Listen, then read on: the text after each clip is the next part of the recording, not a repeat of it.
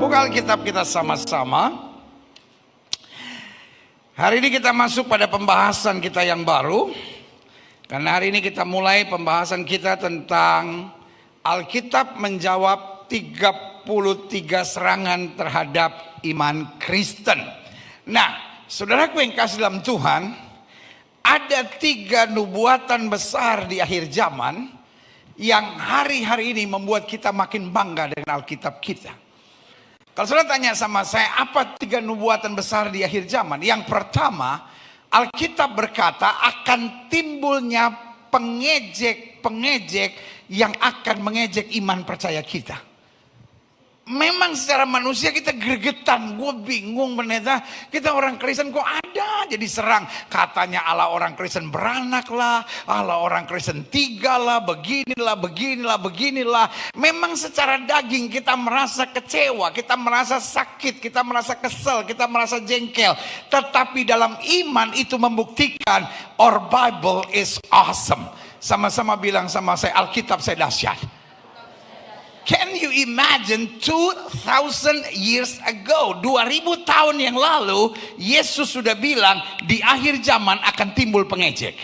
Jadi waktu kita diejek, kita akan bilang, thank God, I'm prepared. Saya siap. Kenapa saya siap? Karena Alkitab sudah memberitahu itu akan terjadi. Amin.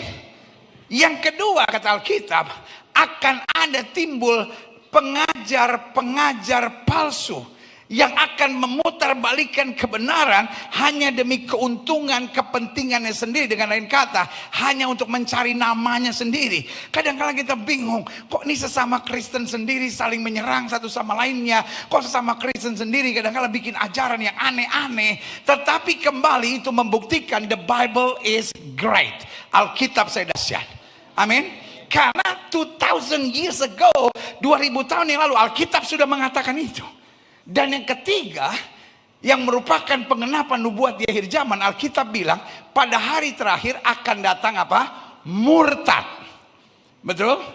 Jadi kalau hari-hari ini kita mungkin panik, ya ampun pendeta, ini katanya dulu aktif pelayanan, kok sekarang tiba-tiba bisa tinggalkan iman. Ini yang dulu katanya hamba Tuhan, kok sekarang bisa tinggalkan iman. Lalu kita bingung kenapa ada banyak orang yang tinggalkan iman. Kita bangga dan kita berkata, Tuhan terima kasih, Alkitab dahsyat dan luar biasa. Semua nubuatan-nubuatan tergenapi. Berikan tepuk tangan yang meriah buat Tuhan. Sama-sama bilang sama saya bangga dengan Alkitab. Nothing is new in this world. Tidak ada sesuatu yang baru di muka bumi. Everything is written. Sama-sama bilang segala sesuatunya sudah dinubuatkan. Amin. Everything is prophesied. Segala sesuatunya sudah dinubuatkan. Segala sesuatu sudah tertulis dalam firman Tuhan. Amin. Nah itu yang kita mau belajar hari ini. Sehingga kita mengerti. Karena saya percaya kekristenan berbeda dengan agama. Sama-sama bilang sama saya, agama berbeda dengan kekristenan. Karena agama penekanannya adalah pengetahuan. Agama penekanannya adalah. Nah sementara kekristenan penekanannya adalah pengalaman. Beda nggak? Amin.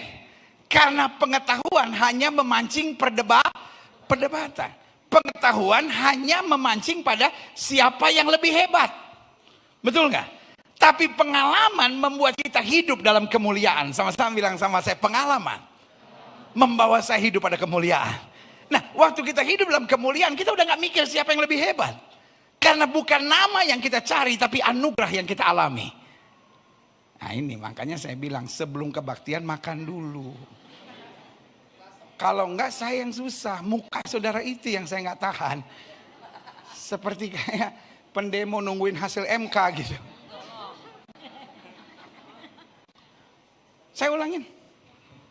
Apa bedanya agama dengan kekristenan? Agama menekankan pengetahuan. Kekristenan menekankan pengalaman. Pengetahuan membuat orang apa? Berdebat. Betul? Karena dalam pengetahuan ujung-ujungnya mencari siapa yang lebih hebat. Betul? Tetapi pengalaman membuat orang bersyukur karena hidup dalam apa? Kasih karunia. Hidup dalam kemuliaan. Pengetahuan hanya menjadikan kita Farisi. Tanya sama sebelah saudara, lu Farisi bukan? Bilang sama orang yang baru ngomong sama saudara, sesama Farisi jangan saling menyerah. Ya, iya kan? Karena pengetahuan, pertanyaan saya, orang Farisi ngerti Alkitab nggak? Orang Farisi ngerti kebenaran nggak? Tetapi orang Farisi yang paling sering ditentang oleh Yesus. Betul nggak? Mana yang lebih susah untuk dirubah, pelacur atau Farisi? Wah, ini yang selingkuh-selingkuh bahagia ini hari ini. Biarin saya selingkuh, yang penting bukan Farisi. Yang repot udah selingkuh, Farisi lagi dia. Seorang pelacur ketemu Yesus, berubah loh. Seorang pelacur berjumpa Yesus berubah. Siapa yang memecahkan setengah kati minyak dan wastu murni yang mahal harganya, lalu cuci kaki Yesus dengan air matanya, lalu seka kaki Yesus dengan rambutnya, siapa? Mantan pelacur. Ini yang kayak begini kalau masuk gereja sampai hari ini diomongin loh. Lo tau gak, perek dia kan, perek dia. Tuh ibu-ibu kalau dia duduk di samping suami saudara langsung pindah. Gue sih tahu lo udah masuk gereja, tapi jangan-jangan roh bawah lari laki orang masih ada dalam diri lu. Iya kan? Iya kan? Karena gereja banyak Farisi. Mana yang lebih susah dirubah Yesus? Teroris atau Farisi? Musuh gereja di akhir zaman. Dengar ya. Musuh gereja di akhir zaman bukan teroris, tapi Farisi. Hello? Mungkin sedang menatap sana. Oh, Gilbert sekarang udah bergaul sama teroris. Bukan itu maksud saya.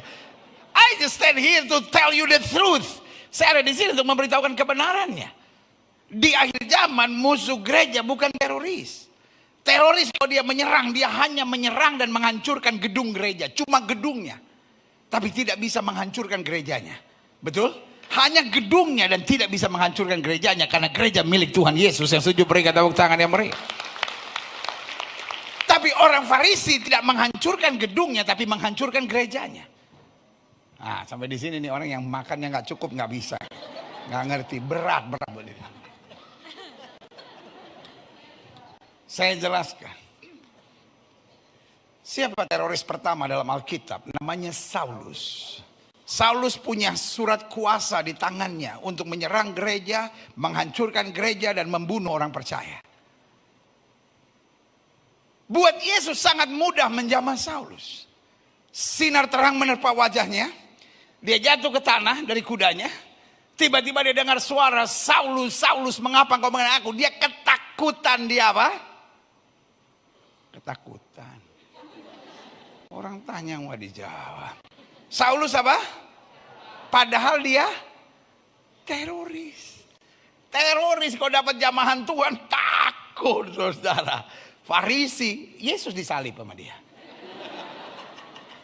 Betul nggak? Sinar terang menerpa wajahnya, dia ketakutan, dia dengar suara, Saulus, Saulus, mengapa engkau menentang aku? Dengan ketakutan gemetar dia bilang, who are you? Siapa engkau yang aku aniaya? Suara itu menggelegar, aku Yesus Tuhan yang kau aniaya. Langsung saat itu juga Saulus dijamah Tuhan luar biasa. Amin. Musuh gereja di akhir zaman bukan teroris. Musuh gereja di akhir zaman adalah Farisi. Nggak usah 10. Ada 7 aja Farisi di Tamres, hancur.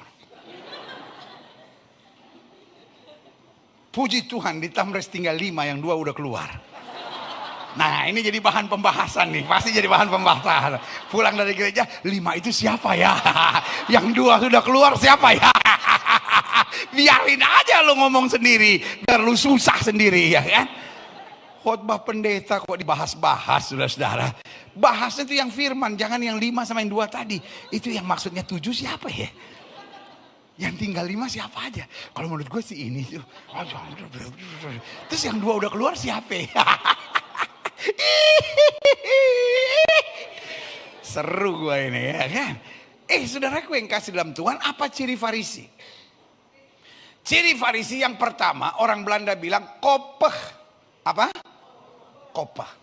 Apa itu kopeh? Kepala batu.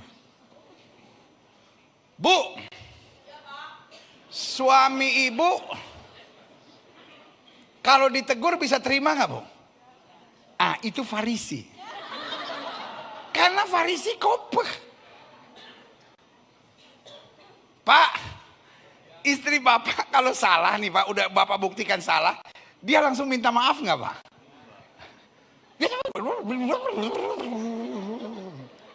Memang ibu-ibu zaman sekarang beda sama ibu-ibu zaman dulu. 30 tahun yang lalu, 40 tahun yang lalu zaman bapak-bapak kita itu. Kalau bapak kita tegur ya kan, amang-amang kita dulu ya kan, opung-opung kita dulu itu. Kalau dia marah sama istrinya, bodoh sekali kamu, pakai otak. Itu mama kita langsung menangis. Langsung menangis. 30-40 tahun yang begitu. Baru ditegur aja nih. Wah, bodoh, menangis. Zaman sekarang suami tegur nih. Kamu bodoh banget. Suami yang menangis. Gak usah ketawa Bu, sadar Bu, sadar Bu. Teman saya dari Amerika, teman saya dari Eropa, teman saya dari Jepang, teman saya dari Korea kirim saya Happy Father's Day. Saya bilang sorry Father's Day gak lewat di Indonesia, kasihan. Aduh, Indonesia ini Mother's Day ada, Father's Day gak ada. Nanti saya mau usulin hari lahirnya Tengku Umar. Ya, kan hari ibu. Iya kan di luar negeri ini hari ini lagi Father's Day nih. Kita nggak ada hari bapak, kasihan. Hari penderitaan terus kita. Ada hari ibu. Pas kelahiran Dewi Sartika. Makanya saya mau usul hari bapak nanti kelahiran Tengku Umar. Saudaraku yang kasih, itu yang saya bilang kopeh. Kepala batu. Orang kepala batu nggak pernah merasa salah, selalu merasa yang paling benar. Di gereja nggak usah 10, 1 orang kopeh aja udah cukup. Bu, udah pernah ngerasain nggak punya menantu yang kopeh? Cepat mati Bu, bener ya Bu. Apalagi punya mertua yang kopeh. Jadi kalau mantu mati duluan, itu karena mertuanya kopeh. Aduh, saya itu 35 tahun jadi pendeta. 35 tahun, saudara. Aduh, mau ngadepin dukun, mau ngadepin pembunuh, mau ngadepin penjahat manapun, udah biasa, saudara. Iya kan? Mau ngadepin orang yang mau dihukum mati di Nusa Kambangan, biasa saudara-saudara. Cuma ngadepin orang kopeh, ini persoalan. Waduh, pusar bisa pindah ke kanan. Bener saudara. Saya nggak ngalamin kan, sebab lu yang kopehnya itu. Jadi orang Farisi yang pertama apa? Kopeh, kepala batu, merasa diri yang paling benar. Ya kan, itu kepala batu. Yang kedua orang Farisi pelit. Jadi orang Farisi ngomongnya banyak, kritiknya banyak, usulnya banyak, nggak mau korban. Pelit. Jadi Bu, kalau suami ibu pelit itu Farisi Bu. Orang Manado bilang koncudus, skakar. Orang Batak bilang pelit apaan? Holit. Nah, holit sama skakar itu abang ipar. Unang holit. Aduh, namanya aja udah ngegemesin, holit. Saudaraku yang kasih dalam Tuhan, orang Farisi usulnya banyak, ngomongnya banyak, kritiknya banyak. Tapi kalau suruh korban nggak mau. Makanya ketika wanita itu cuci kaki Yesus, langsung dia bilang, kenapa uang sebanyak ini tidak dipakai untuk orang miskin? Karena dasarnya mereka pelit. Tanya sama sebelah saudara, kamu pelit nggak? Jadi orang pelit hari ini pulang gereja, masuk ke toilet, cuci muka dalam nama Yesus. Roh Farisi aku tolak dalam nama Yesus. Saya berdoa jemaat gereja Bethel Indonesia Global Fellowship Center tidak ada yang Farisi. Artinya tidak ada yang pelit, tidak ada yang kopeh. Yang ketiga, Farisi itu senang cari kekurangan orang. Dia lihat suaminya, selalu yang dia lihat kekurangan. Suami saya itu pendeta. Dia lihat istrinya, selalu yang dia lihat apa? Kekurangan. Dia masuk gereja, yang dia lihat apa? Kekurangan. Asyir salamin dia, senyumnya kurang mantap. Puji-pujian naik. Kalau dia mimpin kayaknya, saya rasa kurang ngangkat. Ini ada meja, lo angkat aja nih meja. Kalau dia lihat pemusik, gue kalau lihat dia tuh yang main tuh kurang ngalir. Lu pergi ke Ciliwung, biar anyut lu sekalian ngalir di situ. Jadi ada orang yang kalau dia lihat apa saja, lihat apa saja. Selalu yang dia lihat kekurangan, dia lihat mertuanya, dia lihat kekurangannya, dia lihat menantunya, dia lihat kekurangannya. Folks, hidup ini selalu saya bilang apa? We are not living in Eden yet. Kita belum tiba di sorga. Kalau hidup ini kita cuma lihat kekurangannya, lama-lama kita apa? Capek. Lama-lama kita stres. Amin. Orang Farisi, Yesus pun yang dia cari kekurangannya. Amin. Jadi kalau orang apa-apa udah cari kekurangannya, dan cenderung udah cari kekurangan menghakimi.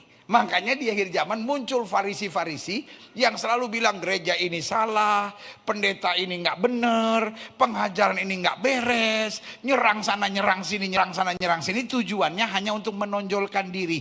Farisi hanya senang menepuk dada dan berkata, I am the best. Tetapi hari ini saya hanya mau ingatkan, biarlah setiap kita mengakui hanya Yesus yang terbaik. Aku ada sebagaimana aku ada, karena anugerahnya. Berikan tepuk tangan yang meriah buat Tuhan. Haleluya. Farisi hari ini dijamah Tuhan. Puji Tuhan. Haleluya. Hari ini kita mau bahas tentang apa? Allah. Ini yang saya bilang, serangan yang paling bodoh yang bisa orang buat kepada kekristenan adalah Allah beranak.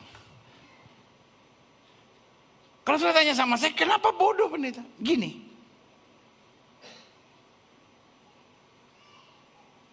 kalau Allah beranak, pertanyaan kita beranaknya di mana? Kapan beranaknya? Siapa yang bantu beranaknya? Makanya kan ada orang bilang begini, kita pendeta nggak boleh menyebutkan selamat Natal. Karena Natal itu hari kekafiran. Karena Natal itu katanya Allah beranak. Pertanyaan saya, bos, boleh nggak gue tahu beranaknya di mana? Ya di Bethlehem. Oke, boleh nggak saya tahu yang beranak ini Allah atau Maria? Jawab dong. Loh, kalau orang bilang Allah beranak, pertanyaan saya, di mana beranaknya? Ya kan Yesus anak Allah. Oke. Nah, yang beranakin siapa? Allah atau Maria? Ya bukan Allah dong yang beranak, Maria yang beranak. Hei, ngerti nggak sampai di sini? Ini yang saya bilang kekacauan pola berpikir. Makanya selalu saya bilang, benci kekristenan silahkan, emosi sama orang Kristen, nggak suka orang Kristen nggak apa-apa, tapi goblok jangan. Dan kalau sampai goblok juga jangan diumumkan kemana-mana. Karena kalau kita tiba-tiba bilang Allahnya orang Kristen beranak, itu ketahuan gobloknya saudara-saudara. Karena kita tahu bahwa yang beranak adalah Maria. Hanya karena bersandar pada kalimat, tapi Yesus adalah anak Allah. Nanti saya jelaskan. Kita mulai dulu pemahaman Alkitab dengan betul. Mari kita lihat sama-sama. Klik. Jadi hari ini kita membiarkan Alkitab menjawab serangan terhadap iman Kristen. Bahwa ada orang-orang yang menyerang iman Kristen dan berkata Allah itu beranak. What the Bible says about that. Ulangan 6 ayat 4 sampai 5. Dengarlah hai orang Israel, Tuhan itu Allah kita, Tuhan itu Esa. Jadi saudara yang kasih dalam Tuhan, ini adalah syahadatnya orang Yahudi. Syahadatnya orang Yahudi adalah Shema Israel Adonai Eloheinu Adonai Ehad. Jadi orang Yahudi 1 menit sebelum dia mati, inilah kalimat yang harus dia ucapkan. Shema Israel Adonai Eloheinu Adonai Ehad. Saudara suka dengar nggak? Orang kalau jatuh gitu, terus temannya suka bilang nyebut gitu ya kan? Iya kan, suka dibilang nyebut, betul nggak? Nah, itu dari mulai adat orang Yahudi, lalu diambil oleh adat orang Arab, ya kan? Lalu kemudian diambil oleh orang Indonesia. Jadi nyebut di sana, ya kan? Nyebut di sana itu artinya Shema Israel, Adonai Eloheinu, Adonai Echad. Itu mengajarkan kepada kita apapun yang terjadi kamu harus tahu bahwa Tuhan itu Allah. Dalam bahasa Ibraninya dikatakan Elohim Hakol Yahol. Tuhan bisa melakukan segala-galanya. Tidak ada yang Tuhan tidak bisa. Elohim Hakol Yahol. Bisa semua. Sama-sama bilang sama saya, bisa semua. Karena itu apapun yang terjadi mereka harus, yang kita pakai bahasa kita bilang nyebut. Shema Israel, Adonai Eloheinu, Adonai Echad. Perhatikan kalimat ini. Allah itu Esa. Sama-sama bilang sama saya, Allah itu Esa. Itu sudah menjawab sebuah pertanyaan. Allah itu beranak. No, dia Allah yang Esa. Tidak beranak dan tidak memperanakan. Selesai. Amin. Itu serangan dari luar. Tapi serangan dari dalam ada yang bilang, ya tapi kan keesaan Allah ada hierarkinya. Nah, itu kan ada lagi kan manusia-manusia stres gitu kan, ya kan? Yang bilang keesaan Allah ada hierarkinya. Bapa itu adalah Tuhan yang besar, Yesus adalah Tuhan yang lebih kecil, Roh Kudus Tuhan yang melayang-melayang. No. Allah itu Esa final. Artinya there is no hierarchy. Tidak ada tingkatan. Dia satu, dia Esa, dia satu kesatuan, tidak bisa dipisahkan. Jelas sampai di sini? Shema Israel, Adonai Eloheinu, Adonai Echad. Kasihlah Tuhan Allahmu dengan segenap hatimu dan dengan segenap jiwamu dan dengan segenap kekuatanmu. Sebagian tapi berkata, loh ini kan perjanjian lama. Allah perjanjian lama memang Allah Esa, tapi Allah perjanjian baru no. Ada Yesus dan ada Roh Kudus. Coba lihat selanjutnya, klik. Markus 12 ayat 28 sampai 30. Lalu seorang ahli Taurat yang mendengar Yesus dan orang Saduki bersoal jawab. Ini dia. Farisi senangnya berdebat. Jadi kalau orang senangnya berdebat, orang senangnya nyerang ajaran-ajaran itu namanya Farisi. Farisi bukan orang pintar, Farisi hanya orang yang sok pintar. Makanya saya bilang, orang pintar gak pernah bikin masalah. Yang bikin masalah orang yang sok pintar. Orang ganteng biasa aja, yang repot orang yang sok ganteng. Iya kan? Orang cantik biasa aja, yang nyebelin itu orang yang sok cantik.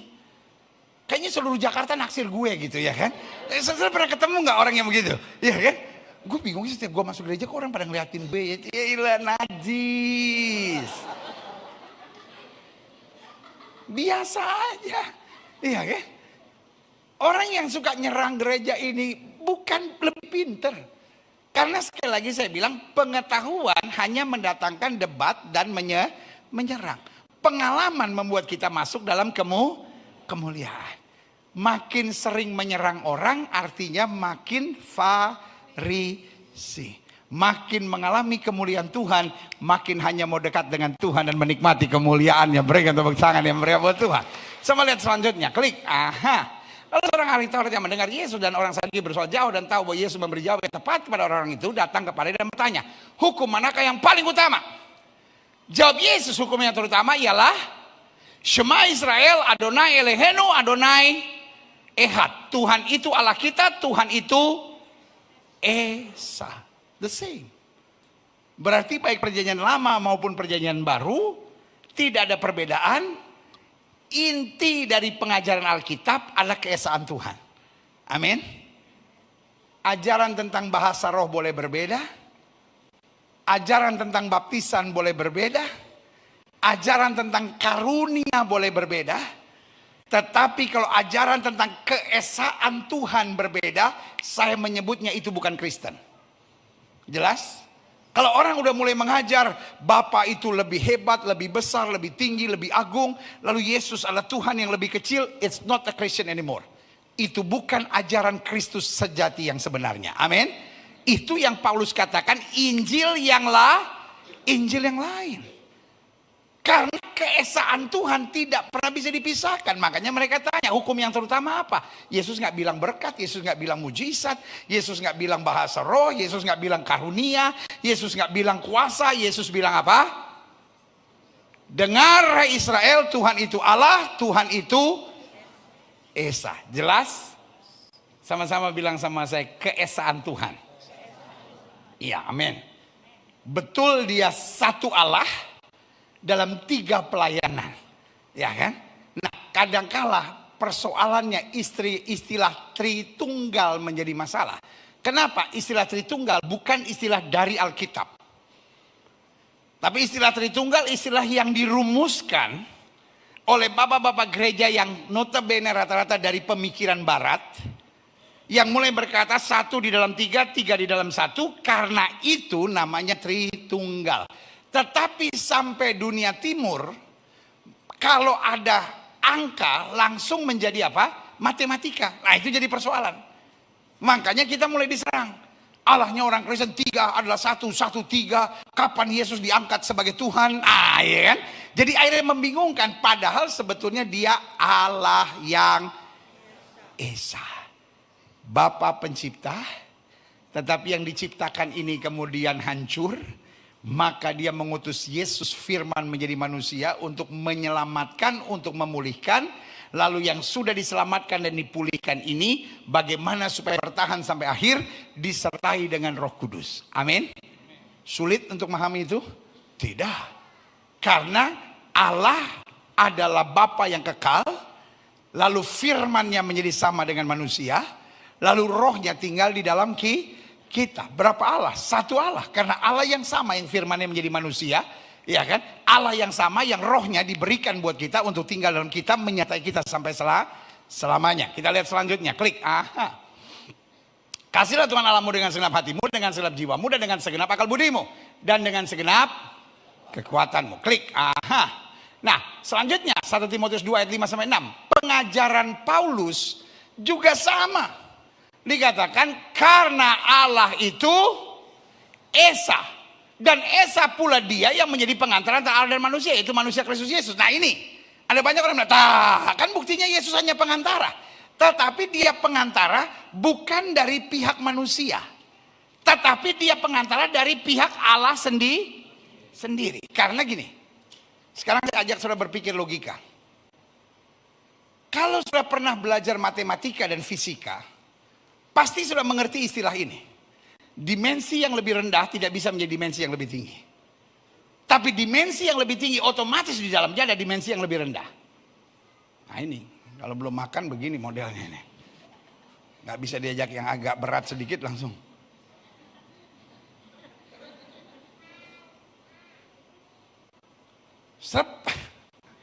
Pernah belajar tentang dimensi gak? Oke, saya ambil contoh yang gampang. Garis itu, kalau sudah ambil garis, seret gitu, sudah tarik garis, seret, itu namanya apa? Satu dimensi. Nah kan nggak ngerti kan? Duh, masa kita pendeta juga mesti belajar, mesti ngajarin fisika kepada jemaat.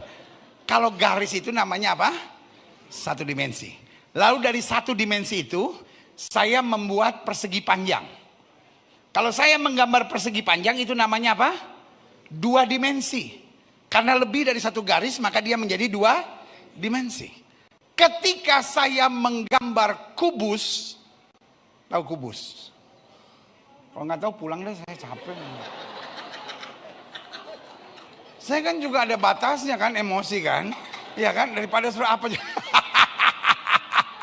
Jadi garis itu apa? 1 dimensi. Lalu kalau saya bikin itu menjadi kotak, menjadi persegi panjang, dia namanya apa? 2 dimensi. Lalu sekarang saya bikin gambar itu menjadi kubus, itu menjadi apa? 3 dimensi. Pertanyaan saya, dari garis bisa jadi kubus nggak? Tidak. Karena hukumnya dari dimensi yang lebih rendah tidak pernah menjadi dimensi yang lebih tinggi. Tetapi pertanyaan saya selanjutnya, dari kubus saya bisa ambil garis nggak? Sangat bisa. Karena dimensi yang lebih tinggi gabungan dari dimensi yang rendah. Itu sebabnya Yesus bilang apa? Bukan kamu yang mencari aku, tapi akulah yang mencari kamu. Makanya firman-Nya, sama-sama bilang sama saya, firman-Nya menjadi manusia. Karena firman adalah lambang keberadaan dan identitas. Firman adalah lambang dari apa? Keberadaan dan identitas. Contoh, misalnya pintu itu saya kunci. Lalu kemudian saya memberi perintah kepada keamanan, pintu itu yang boleh buka hanya saya. Maka pintu itu tidak akan terbuka oleh perintah siapapun, karena perintahnya hanya Gilbert yang bisa buka pintu itu. Lalu tiba-tiba saya nggak ada sebuah emergency. Saya titip sama seseorang, sebutlah Pak Eli. Saya bilang, Pak Eli, bilang sama keamanan, saya suruh buka itu pintu. Lalu Pak Eli datang pada keamanan dan bilang, tolong buka. Gilbert bilang buka. Maka keamanan cuma mau memastikan, betul nggak ini Gilbert yang suruh buka? Coba telepon. Lalu Pak Eli telepon. Gilbert, ini katanya keamanan mau dengar perintah langsung. Mana handphonenya? Saya bilang, saya Gilbert. Itu pintu buka saja. Oh ya baik Pak. Saya perlu hadir nggak untuk buka pintu? Tidak. Karena perkataan saya adalah identitas dan keberadaan. Betul? Hanya bedanya, because I'm not the Almighty. Karena saya bukan Maha Kuasa, firman saya tidak bisa jadi manusia. Nah, tetapi karena Allah Maha Kuasa, firmannya menjadi sama dengan manusia. Sampai di sini jelas nggak? Jadi ini bukan sebuah pertanyaan. Karena kalau mempertanyakan, masa Allah bisa jadi manusia? Ini goblok nomor 2, saudara-saudara. Kenapa? Karena Allah tidak perlu ditanyakan. Jangankan Allah jadi manusia, Allah jadi kedondong juga bisa kok. Tapi buat apa Allah jadi kedondong, saudara? Ya. buat apa? Karena apapun tentang Allah bukan soal bisa atau tidak bisa. Betul? Apapun tentang Allah tujuannya apa? Ya kan? Buat apa Allah jadi kedondong? Dia bisa, tapi buat apa? Buat apa Allah jadi jantung pisang? Bisa, tapi buat apa? Karena pertanyaannya untuk Allah bukan bisa atau tidak bisa, tetapi untuk apa? Karena Tuhan tidak pernah mengerjakan sesuatu tanpa tujuan yang jelas. Kenapa Allah perlu jadi sama dengan manusia? Karena agama tidak bisa menyelamatkan, karena nabi tidak bisa menyelamatkan, karena amal tidak bisa menyelamatkan, karena perbuatan baik tidak bisa menyelamatkan. Allah harus turun sendiri menyelamatkan supaya manusia dapat diselamatkan. Yang setuju katakan amin. Jelas? Jadi pengantara di sini bukan manusia yang diangkat seperti nabi, tetapi pengantara di sini Filipi pasal 2 bilang Allah sendiri mengosongkan dirinya menjadi sama dengan manusia. Jadi jelas ya, mulai dari perjanjian lama, perjanjian baru sampai surat-surat Paulus, karena Allah itu Esa dan Esa pula dia menjadi pengantara antara Allah dan manusia, yaitu manusia Kristus Yesus yang telah menyerahkan dirinya atau mengosongkan dirinya sebagai tebusan bagi semua manusia. Itu kesaksian pada waktu yang ditentukan. Klik selanjutnya. Yohanes 1 ayat 1 sampai 4 lebih jelas. Pada mulanya adalah firman. Firman itu bersama-sama dengan Allah dan firman itu adalah Allah. Sekarang saya mau tanya sama saudara. Ini jelas nggak? Kejadian 1 ayat 1 bilang gini. Pada mulanya Allah menciptakan langit dan bumi. Bumi belum berbentuk dan kosong. Maka roh Allah melayang-layang. Lalu berfirmanlah Allah. Lihat, pada awal dunia ketiganya ini muncul. Pada mulanya Allah menciptakan langit dan bumi. Bumi belum berbentuk dan kosong, lalu roh Allah melayang-layang. Lalu berfirmanlah Tuhan. Makanya Alkitab bilang pada mulanya adalah firman. Firman itu bersama-sama dengan Allah dan firman itu adalah, cukup jelas nggak? Perlu ada penjelasan yang rumit nggak tentang ini? Nggak ada.